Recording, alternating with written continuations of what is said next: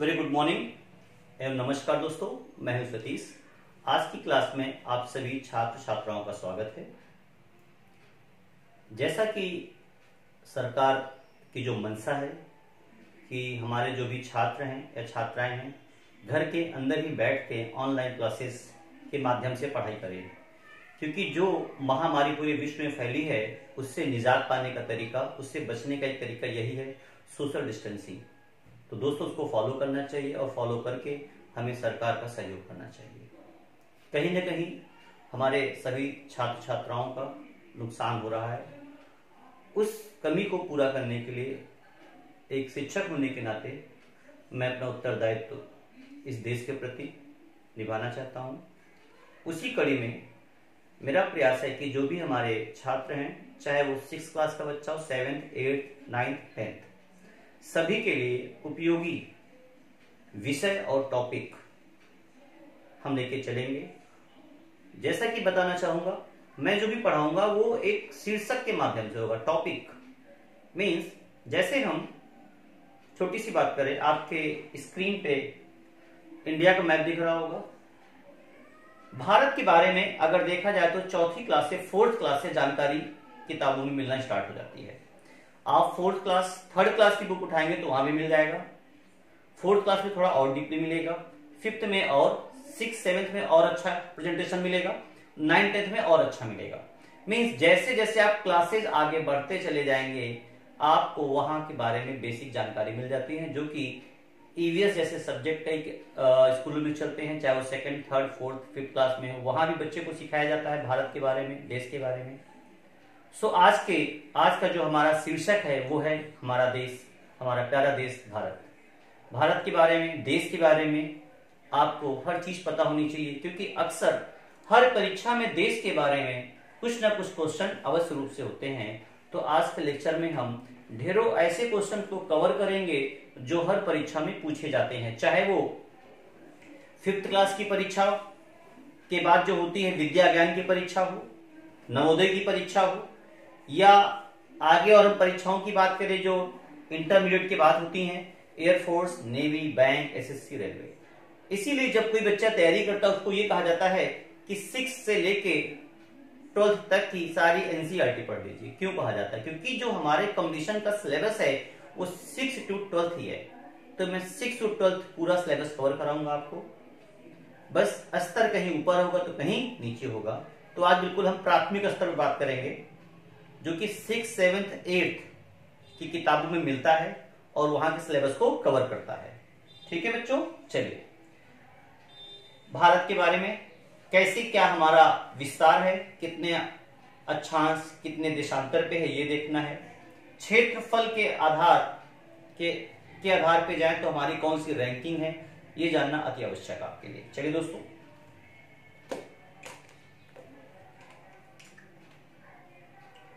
सबसे पहले आपको यह जानना है कि हमारा अक्षांशीय विस्तार, जैसे समस्त पृथ्वी को अक्षांश रेखाओं और देशांतर रेखाओं के हिसाब से बांटा गया है।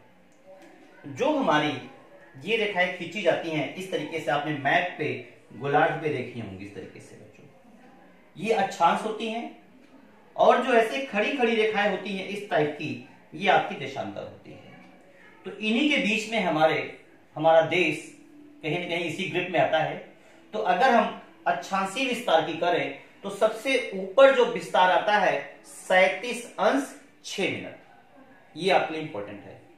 ऊपरी की बात करें 37°6', और निचला जो हमारा निचला हिस्सा है, नीचे वाले की बात करें तो 8°4', 8°4'। मींस भारत का जो अक्षांशीय विस्तार ऊपर से और नीचे से देखा जाए तो नीचे की सीमा है 8°4', मीन्स 8°4', और अपर देखा जाए तो 37°6'। इसी तरह हम देखते हैं देशांतर रेखा देखते हैं। देशांतर में हमारा देश कैसे ग्रिप में आता है? तो एक ग्रिपिंग ये है बच्चों, एक ग्रिपिंग ये है। ठीक है, तो इन दोनों के बीच में देखिए, इन दोनों के बीच में हमारा भारत समाहित है। इन दोनों के बीच में देखेंगे तो इधर की जो हमारी सीमा है वो है 68°7', 68°7'। ये डिग्री है, मिनट का सिंबल है। ठीक है। और इधर देखते हैं तो हमारा आता है 97 डिग्री 25 मिनट। ये हमारा देशांतरी विस्तार है। एग्जाम में पूछा जाता है कि भारत किन दो अक्षांशों के मध्य बसा हुआ है। तो भारत ऊपरी सीमा 37 अंश 6 मिनट, निचली आपको 8 अंश 4 मिनट। ये आपका, तो ये उत्तरी हो गया और ये कौन सा हो गया, दक्षिणी। अब अगर हम डायरेक्शन वाइज आपको बताना चाहेंगे, देख लीजिए, ये क्लास 3rd 4th में आपको दिशाएं बता दी जाती हैं। ये हमारा नॉर्थ, ये हमारा साउथ, ये हमारा ईस्ट और ये हमारा वेस्ट। अगर हम हिंदी में बात करें, उत्तर, दक्षिण, पूरब, पश्चिम, ये है। तो इसके आधार पे भारत को देख लीजिए, आप जान सकते हैं। ऊपर ये उत्तरी राज्य हमारे हो गए, ऊपर का कैसे स्टेट होंगे हमारे, उत्तरी होंगे। ये पश्चिमोत्तर राज्य हो गए हमारे, और ये हमारे दक्षिणी राज्य हो गए, साउथ। इधर हम साउथ बोलते हैं, कहते हैं साउथ में घूमने गए हैं मेरे पेरेंट्स, हम लोग साउथ घूमना जा, जैसे अक्सर लोग बोलते हैं कि मेरे पेरेंट्स साउथ घूमने गए हैं, साउथ की तरफ। साउथ मतलब क्या, भारत के दक्षिण भाग में। अब दक्षिण भाग में जाओगे तो घूमने के लिए आप ढेर सारे स्थान, केरला है, तमिलनाडु है, कर्नाटक है, ढेरों स्थान घूमने को आपको मिलेंगे। ये हो गया हमारा। नेक्स्ट देखते हैं, इस प्रकार पूर्वोत्तर में जाओगे तो आपका ये आ जाता अरुणाचल प्रदेश। यह एक बेसिक जानकारी है। अब आगे देखते हैं कौन कौन से इंपॉर्टेंट पॉइंट हैं जो आपको देखने हैं। सबसे पहले हमें यह देखना है, जो प्रश्न पूछता है कि भारत का सबसे बड़ा राज्य कौन सा है। भारत का सबसे बड़ा राज्य क्षेत्रफल के अनुसार कौन सा है। तो क्षेत्रफल के अनुसार भारत का सबसे बड़ा राज्य है आपका राजस्थान। सबसे बड़ा स्टेट आपका राजस्थान ये है। और इसी राजस्थान के बारे में यहीं पे बताना चाहेंगे, इसके बगल में आपका PAK पाकिस्तान दिख रहा है। पाकिस्तान के साथ राजस्थान की सीमा जो है, बॉर्डर सबसे ज्यादा लगता है। अगर पूछा जाए क्वेश्चन, पाकिस्तान भारत के किस राज्य के साथ सबसे लंबा बॉर्डर शेयर करता है, सबसे लंबी सीमा शेयर करता है। तो सबसे लंबी सीमा जो शेयर करता है किसके साथ, राजस्थान के साथ, पाकिस्तान। नेक्स्ट पॉइंट, फिर क्वेश्चन पूछता है भारत का सबसे छोटा राज्य कौन सा है। तो भारत का सबसे छोटा राज्य आपको इधर दिखाई पड़ रहा, गोवा। एक टूरिस्ट प्लेस है, गोवा आपका टूरिस्ट प्लेस है। अक्सर लोग क्रिसमस डे सेलिब्रेट करने के लिए गोवा में जाते हैं। आप भी जाइएगा, बड़े होइएगा, पहले आप अपने पैरों पे खड़े हो जाएं, फिर आप भी गोवा जाके घूमिएगा। तो भारत में एक बहुत अच्छा टूरिस्ट प्लेस है गोवा। चलिए दोस्तों, ये हो गया क्षेत्रफल के अनुसार आपको दो राज्य क्लियर हो गए, एक राजस्थान, एक गोवा। अब बात करते हैं जनसंख्या वाइज, पॉपुलेशन वाइज। जनसंख्या के अनुसार भारत का सबसे बड़ा राज्य आपका उत्तर प्रदेश है। जनसंख्या के अनुसार भारत का सबसे बड़ा राज्य आपका उत्तर प्रदेश है। मींस पॉपुलेशन वाइज हम नंबर 1 पे हैं। अगर पूछा जाए जनसंख्या के हिसाब से सबसे छोटा राज्य वो कौन सा ऐसा राज्य है जहां भारत में सबसे कम उस राज्य में पॉपुलेशन है, जनसंख्या है, तो वो आपका छोटा सा इधर से बसा हुआ राज्य है सिक्किम।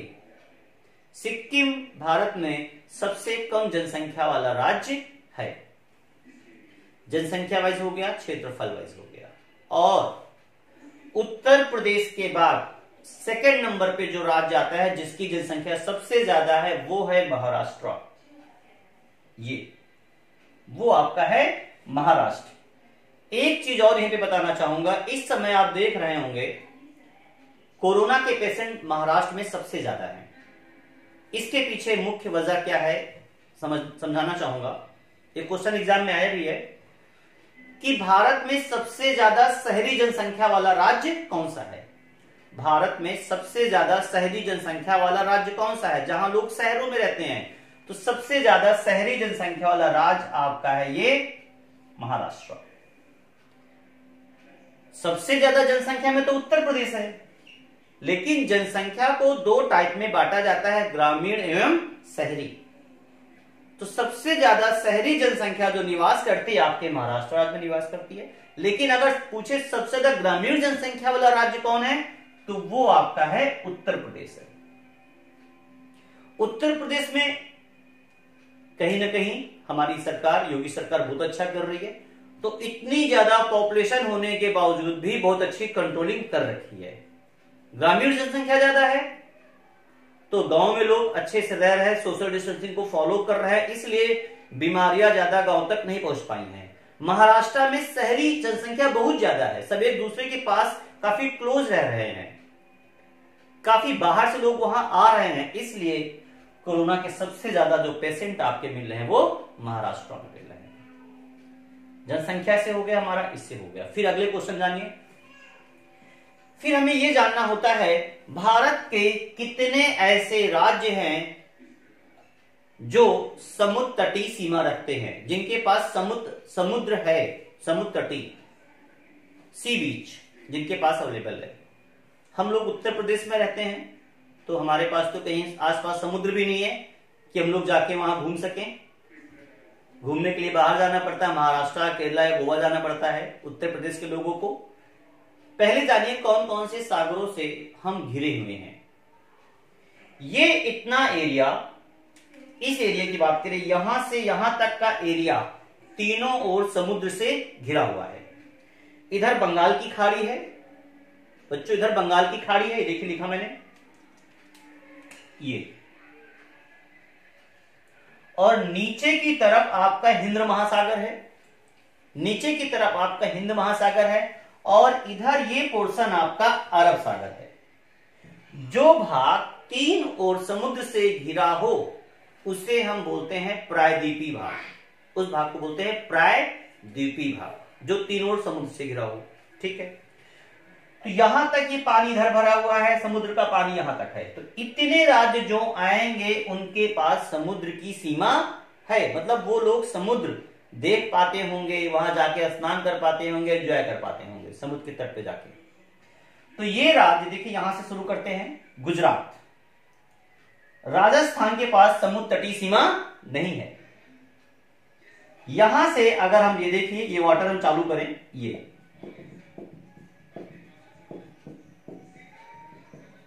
ये अगर हम वाटर दिखा दें ग्रीन कलर का, ये पूरा आपका वाटर है, वाटर लेवल है, समुद्र तट है पूरा, ये आपका समुद्र है, समुद्री भाग है, पूरा बसा हुआ है ये। तो अब आपको देख के बताना है कितने ऐसे राज्य हैं जो समुद्र तट पर स्थित हैं। तो सबसे ऊपर आपका ये लेफ्ट में दिख रहा है G for Gujarat, G for Gujarat, MH for Maharashtra, समुद्र तट पे है। जी, ये बगल में जी फॉर गोवा, बहुत छोटा सा राज्य है क्षेत्रफल के अनुसार, मैंने अभी आपको बताया है। और के फॉर कर्नाटका, और फिर आपका नेक्स्ट है K for Kerala, T for Tamil Nadu, AP for Andhra Pradesh, O for Orissa, and PB for Paschim Bengal. ये देखिए पश्चिम बंगाल। इतने राज्य हैं जिनके पास समुद्र तट है। कितने राज्य हैं, काउंट करते हैं। ये क्वेश्चन एग्जाम में आया है कि भारत के कितने राज्यों के पास समुद्र तटीय सीमा है। चेक करिए, रटिए नहीं, समझिए। 1 2 3 4 5 6 7 एंड 8 9 ऑप्शन मिलेगा। ऑप्शन में आया था, ये अभी आयोग में पूछा गया था, यूपी पीसीएस की परीक्षा में पूछा गया था। तो ऑप्शन था 8 9 10 एंड 7। फिर से काउंट करते हैं, 1 2 3 4 5 6 7 8 9। तो सही आंसर मेरा हुआ 9 राज्यों के पास। 9 स्टेट्स ऐसे हैं जिनके पास सी बीच है। अब किसके पास सबसे लंबी समुद्र तटीय सीमा है? तो सबसे लंबी समुद्र तटीय सीमा आप ये देखें, तमिलनाडु में है, चेन्नई के पास ये मरीना बीच है। तो अगर पूछा जाए भारत का सबसे लंबा बीच कौन सा है, मरीना बीच या मरीना बीच। मरीना बीच कहां है? चेन्नई में है। चेन्नई कहां है? तमिलनाडु में है। आपके भारत का दक्षिणतम राज्य है ये तमिलनाडु है। तो ये आपका बीच है। लेकिन अगर पूछा जाए सबसे लंबा बीच, ठीक है, और सबसे लंबी समुद्र तटीय सीमा, दोनों अलग अलग चीजें हैं। सबसे लंबा बीच इसके पास है, लेकिन सबसे लंबी समुद्र तटीय सीमा वो आपके गुजरात के पास है। ये देखिए,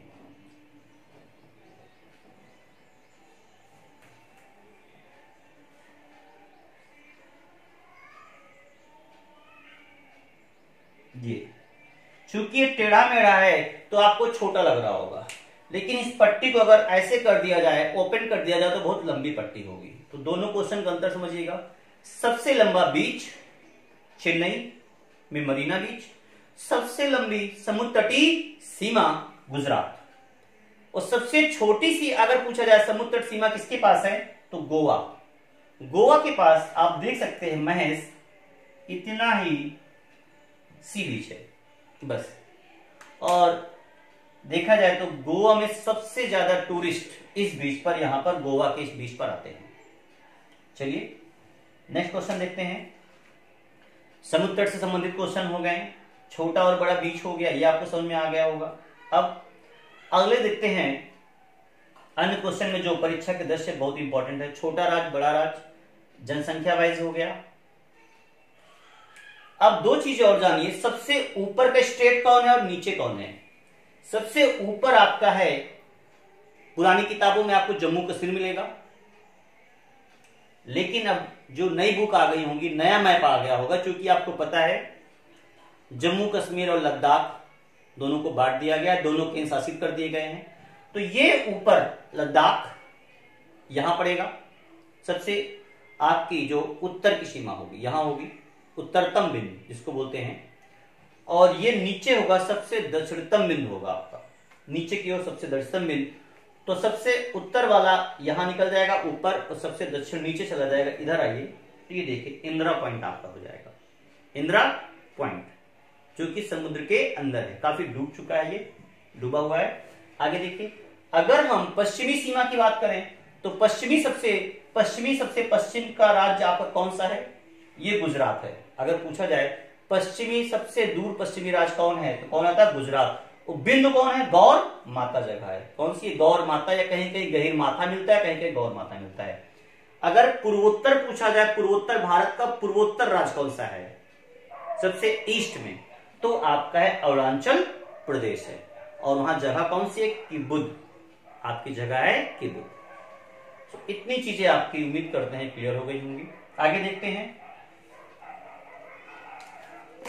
अब इसमें से कुछ चीजों को हटा देता हूं ताकि मैप में लिखने की जगह बन जाए। हाँ, एक चीज और, ये क्वेश्चन एग्जाम में बहुत आया है। भारतीय मानक समय का निर्धारण किससे किया जाता है, 82.5, 82.5 पूर्वी देशांतर रेखा से। 82.5 पूर्वी देशांतर रेखा भारत के जो मानक समय है उसका निर्धारण करती है।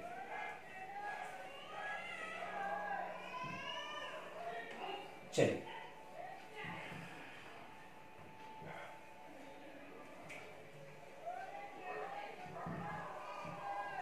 एक चीज और देख लीजिए यहीं पे हल्का सा। सबसे ठंडा और सबसे गर्म स्थान बहुत पूछता है, तो सबसे गर्म राज्य आपका कौन सा पड़ेगा, राजस्थान। और सबसे ज्यादा तापांतर, मतलब दो जो टेम्परेचर का डिफरेंस, वो कहां होगा, राजस्थान में होगा। क्यों, राजस्थान रातों में बहुत ठंडा हो जाता है और दिन में बहुत गर्म, तो दोनों का डिफरेंस काफी ज्यादा आएगा। तो सबसे ज्यादा जो तापांतर, दो टेम्परेचर का डिफरेंस काउंट होता है, वो आपका राजस्थान में काउंट होता है। सबसे आपको अगर देखना है गर्म स्थान है राजस्थान का बीकानेर, और बीकानेर में बिल्कुल एग्जैक्ट जगह जाना चाहते हैं तो ब्रियावाली।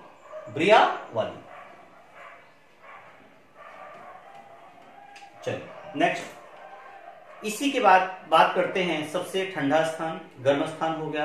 ठंडा स्थान आपका द्रास, -49 डिग्री यहाँ का टेम्परेचर हो जाता है, -49। आप समझ सकते हैं कि -49 पे क्या कंडीशन होती होगी, चीजें जम जाती हैं। तो सोचिए इस द्रास सेक्टर में, इस सेक्टर में हमारे सैनिक, हमारे वीर योद्धा कैसे वहां पर अपने कर्तव्य का निर्वाह करते होंगे। तो दोस्तों आगे चलते हैं। अगला क्वेश्चन जो आता है छोटे एग्जामों में, इसके अलावा नेक्स्ट देखते हैं। ये आपका यहां पर है दमन दीव व दादरा नगर हवेली।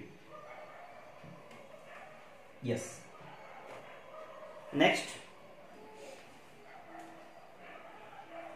एक क्वेश्चन बहुत पूछता है, भारत में सबसे ज्यादा वर्षा वाला स्थान। तो भारत में सबसे ज्यादा वर्षा वाला स्थान पहले चेरापूंजी आपकी किताबों में मिलता होगा। चेरापूंजी हट चुका है, अब हो गया मासिनराम। तो मासिनराम कहां पड़ता है? मेघालय में। हम आपको मेघालय चलते हैं। ये है आपका M for MG for Meghalaya.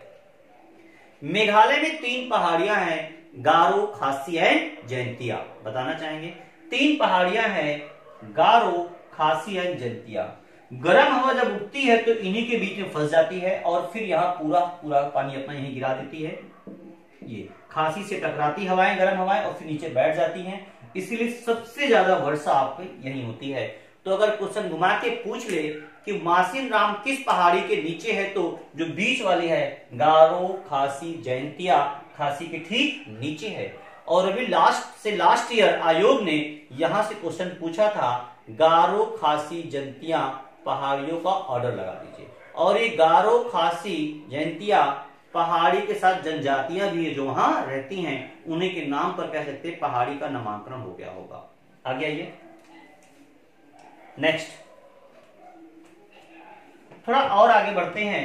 तो अगला क्वेश्चन पूछता है, भारत में सबसे ज्यादा वन क्षेत्रफल, फॉरेस्ट कवर्ड एरिया किस राज्य में है?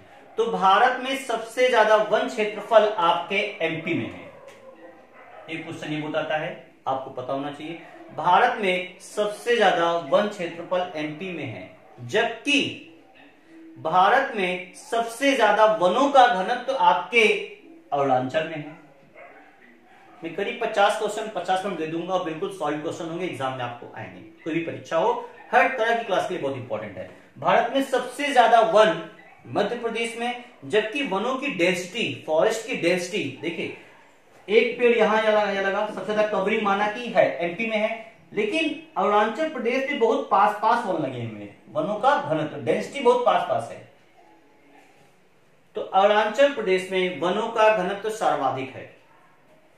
लेकिन अगर ये पूछ बैठे, क्वेश्चन घुमा दिया जाए, भारत के किस राज्य में प्रतिशत में सबसे ज्यादा वन है, तो प्रतिशत की बात करोगे तो वह आपका राज्य है ये नीचे मिजोरम। प्रतिशत में सबसे ज्यादा वन आपके मिजोरम में है। वनों का सर्वाधिक क्षेत्रफल मध्य प्रदेश में है। वनों की सर्वाधिक डेंसिटी आपके अरुणाचल प्रदेश में है। नेक्स्ट देखते हैं।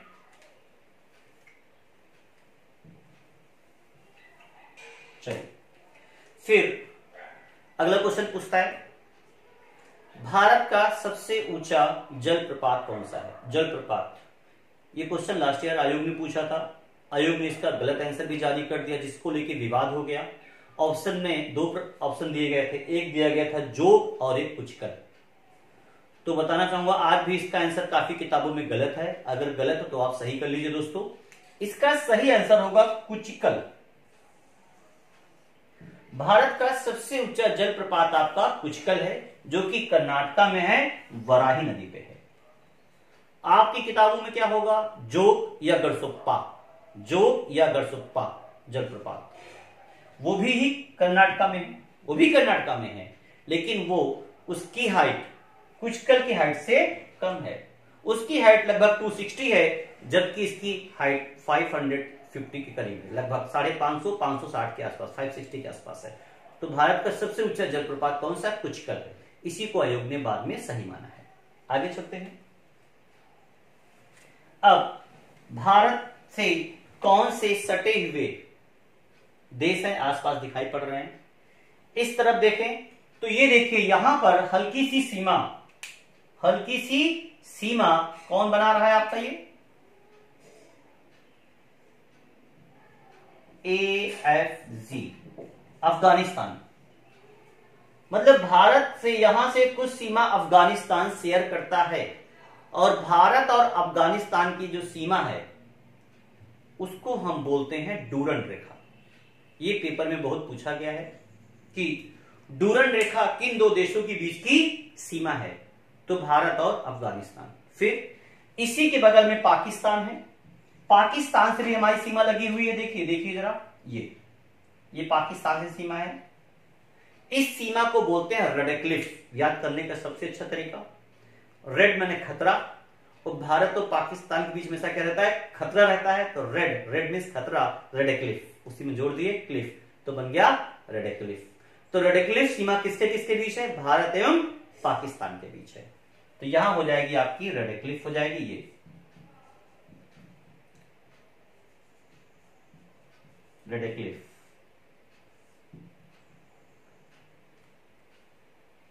और यहां पे आपकी हो जाएगी डूरंड। इसी प्रकार ये आप चाइना बॉर्डर स्टार्ट हो जाएगा, इधर चाइना होगा आपका। चाइना और भारत के बीच जो सीमा बनेगी उसको बोलते हैं मैकमोहन। भारत और चाइना के बीच की जो सीमा रेखा होगी उसको हम बोलेंगे मैकमोहन। नेक्स्ट, इसी प्रकार थोड़ा आगे आएंगे तो ये भारत है और नीचे श्रीलंका है। नीचे साइड आपको ना दिख रहा होगा, तो भारत और श्रीलंका के बीच जो जल विभाजक रेखा है उसको बोलते हैं पाक स्ट्रेट, पाक जल डमरू संध भी बोलते हैं। अब सटे हुए देशों की बात करोगे तो भारत से ये देखिए उत्तराखंड हमारा हुआ, उत्तराखंड से आपका भारत से नेपाल भी सीमा साझा करता है, और ये बगल में आपका भूटान भी है, बगल में आपका भूटान भी है जो सीमा साझा कर रहा है। तो अगर ये क्वेश्चन यहां पूछा गया एग्जाम में कि सिक्किम के साथ कौन कौन से राज्य हैं जो देश हैं जो सीमा साझा करते हैं, तो सिक्किम के साथ देख सकते हैं आप कई देश यहां लगे हुए हैं। इधर से आपका भूटान भी लगा है, नेपाल भी लगा है, उधर से आपका भूटान भी लगा हुआ, ये हमारा सिक्किम बीच में पड़ा हुआ है, तीनों ओर से घिरा हुआ है। इधर तिब्बत भी आपका है। चलिए अन्य क्वेश्चन देखते हैं जो यहां से पूछे गए हैं। भारत का सक्रिय ज्वालामुखी, भारत का सबसे बड़ा सक्रिय ज्वालामुखी कौन सा है, तो भारत में एक ही सक्रिय ज्वालामुखी है और वो बैरन द्वीप। बैरन द्वीप कहां पड़ेगा, अंडमान निकोबार। ये आपका एरिया, इधर वाला जो डॉटेड एरिया दिखाया मैंने, ये आपका है अंडमान निकोबार द्वीप समूह। ये समुद्र में आपका इधर दिख रहा होगा, यहां पर है स्थित, यहां पर ये, और इधर आपके ये पड़ेगा म्यांमार, ये आपका है म्यांमार हमारे बगल में बसा हुआ, और ये आपका है बांग्लादेश, ये हमारा है बांग्लादेश, जो कि तीनों तरफ देखिए, जिसने तीनों तरफ से हमारे छोटे से राज्य त्रिपुरा को घेर रखा है। तो त्रिपुरा की तीन तरफ की सीमाएं कौन बनाता है, बांग्लादेश बनाता है। आगे आइए नेक्स्ट देखते हैं। अब वो क्वेश्चन कौन कौन से हैं जो इस मैप से आधारित पूछे जाते हैं। एक क्वेश्चन बहुत आता है, लैंड लॉक्ड, स्थलबद्ध राज्य कौन कौन से हैं, तो जिनके पास समुद्री सीमा नहीं है, चारों तरफ अन्य राज्यों से जमीन से स्थल से बंधे हुए हैं, वो कहलाते हैं स्थलबद्ध। तो स्थलबद्ध, बीच का एमपी स्थलबद्ध है, लैंड लॉक्ड। छत्तीसगढ़ स्थलबद्ध है, लेकिन महाराष्ट्र स्थलबद्ध नहीं है क्योंकि इधर इसके पास समुद्री सीमा है। ये बोलते हैं लैंड लॉक्ड, जो चारों तरफ से जमीन से लॉक्ड। तो ये एक छोटा सा परिचय है हमारे देश के बारे में। बताने के लिए इसमें बहुत कुछ है, लेकिन बहुत ज्यादा करेंगे तो ये हमारा जो वीडियो है ये काफी लंबा हो जाएगा। तो इस वीडियो में इतना ही देखिए। नेक्स्ट वीडियो में इसके और पॉइंट्स, कम से कम 50 पॉइंट और बताएंगे जो इसको कवर करेंगे। तो दोस्तों इस वीडियो को आप देखें, शेयर करें, अन्य आपके जो भी सहपाठी हैं उनको भी फॉरवर्ड करें, क्लासमेट को फॉरवर्ड करें, ताकि वो भी घर बैठ के अध्ययन कर सकें। मैं हूं सतीश। जय हिंद, जय भारत।